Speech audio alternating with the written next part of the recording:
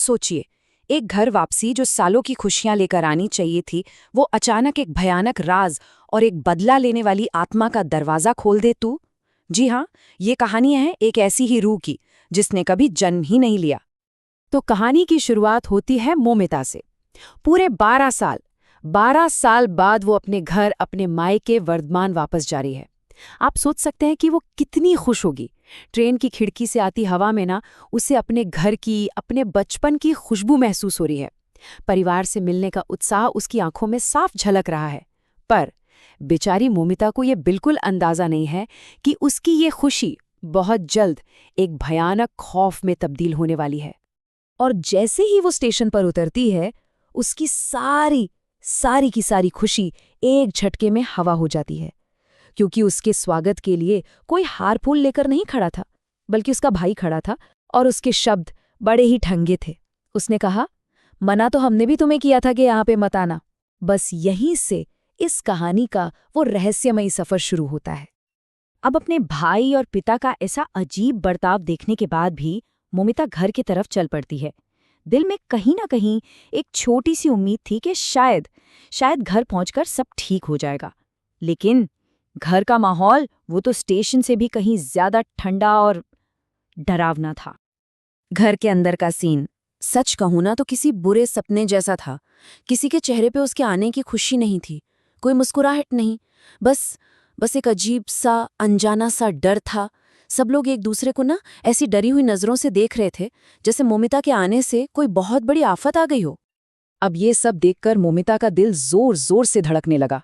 उसके दिमाग में बस एक ही सवाल घूम रहा था, आखिर ऐसा क्या हुआ है जो उसका अपना ही परिवार उससे छिपा रहा है। घर की ये चुप्पी किसी बड़े तूफान की आने से पहले वाली शांति लग रही थी। और फिर कहानी में पहला सुपरनैचुरल ट्विस्ट आता है। मोमिता जब बाथरूम में अकेली थी तो अचानक उसे आईने में एक रोती हुई गुड़िया दिखाई दी। इससे पहले कि वो कुछ समझ पाती, वो गुड़िया पलक झपकते ही गायब हो गई और पीछे शीशे पर एक मैसेज छोड़ गई। लिखा था, बुआ आ गई तुम। आईने पर लिखा वो डरावना मैसेज और वो मंजर, उसे देखकर मोमिता का दिल दहल गया। बस अब उसके सब्र का बांध टूट चुका था। वो अब और चुप नहीं रह सकती थी। वो सीधे अपने परिवार के पास गई और उसने पूछ ही लिया, वो कौन सा सच है, वो क्या राज है जो सब पिछले 5 सालों से उससे छिपा रहे हैं। मोमिता के इन तीखे सवालों के सामने उसकी भाभी, जो अब तक चुप थी, वो आखिरकार टूट गई और उसकी आंखों में ना दुख से ज्यादा गुस्सा था। और उसी गुस्से में उसने उस राज से पर्दा उठाने का फैसला कर लिया। एक ऐसा राज जिसने पूरे परिवार को जकड़ कर रखा हुआ था। और यहीं से कहानी के सबसे काले अध्याय की शुरुआत होती है। एक ऐसा राज जो एक बेटे की चाहत से पैदा हुआ था।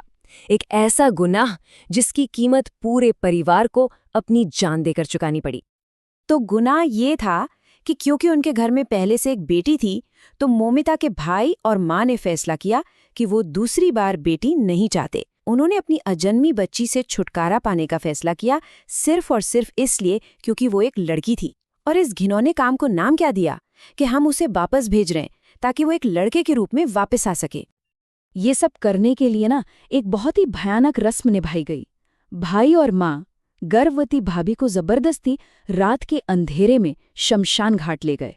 वहां जलती चिता के पास एक अघोरी ने उसे कोई जड़ी बूटी का रस पिलाया, जिसके बाद वो बेहोश हो गई।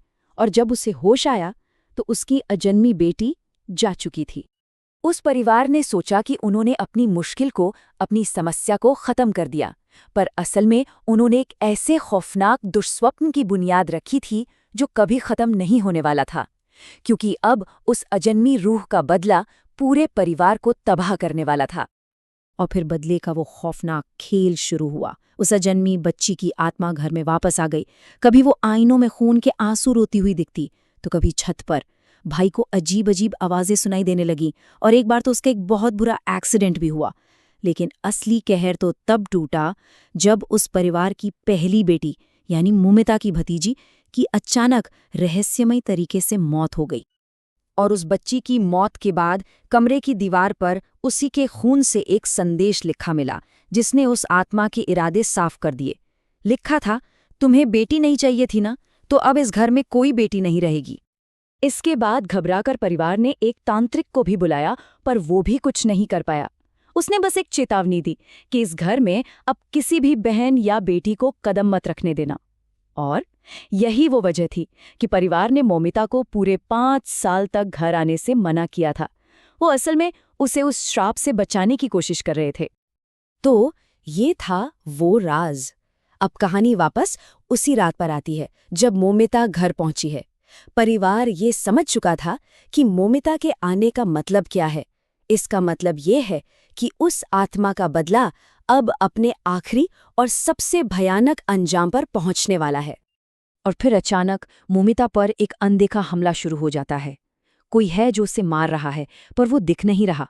उसके चेहरे पर अपने आप चोट के निशान उभरने लगते हैं। वो बुरी तरह घायल हो जाती है। ये साफ था, आत्मा का अगला निशाना मौमिता ही थी। अपनी आंखों के सामने अपनी बहन की ये हालत देखकर भाई पूरी तरह से टूट गया। वो पागलों की तरह चिल्लाने लगा, ये मेरी गलती है, सब मेरी गलती है, मैं अपना गुनाह कबूल करता हूँ, मैं खुद को खत्म कर लूंगा। और इससे पहले कि कोई उसे रोक पाता, उस अपराध बोध में वो टेबल पर रखा चाकू उठाकर अपनी जान ले लेता है। और ठीक उसी वक्त उस रूह के लगातार हमलों से मौमिता भी दम तोड़ देती है।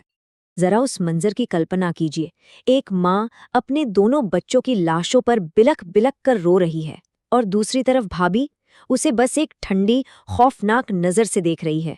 शायद एक श्राप खत्म हो रहा था और एक नए की शुरुआत हो रही थी।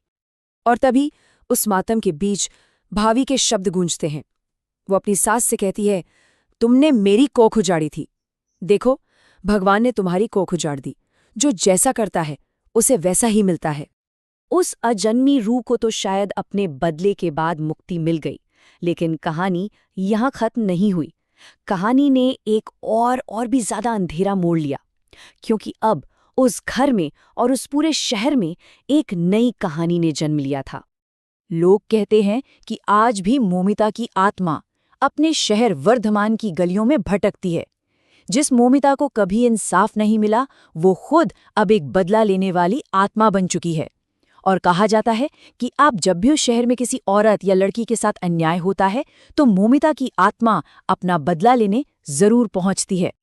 तो ये कहानी हमें एक बहुत बड़े सवाल के साथ छोड़ जाती है। क्या मौमिता की आत्मा सच में आज भी बदला ले रही है, या फिर ये कहानी सिर्फ एक चेतावनी है कि नफरत और गुनाह का जो चक्कर होता है ना, वो कभी खत्म नहीं होता। वो बस अपना शिकार बदलता रहता है, एक पीढ़ी से दूसरी पीढ़ी तक।